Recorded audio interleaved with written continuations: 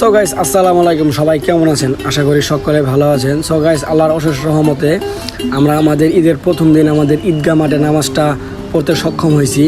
এবং এই গাইস সকালবেলা ঘুম থেকে উঠে আসে দেখলাম যে অনেক পরিমাণে মানুষ আসছে, যেটা আমাদের ধারণারও বাইরে ছিল।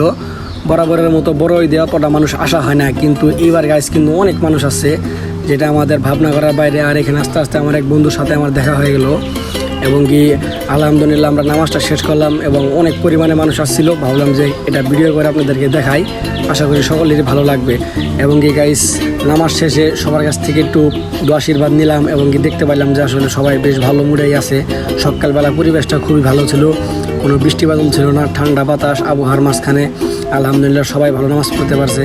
এবং কি গাইস অন্যদিকে দেখতে পেলাম যে আমার বন্ধু বান্ধব কয়েকজন আছে, ওদের সাথে একটু হাই হ্যালো করলাম এবং পরবর্তীতে আমরা দেখলাম যে অনেক এলাকার ছোটোখাটো ভাই ব্রাদার্স আসছে।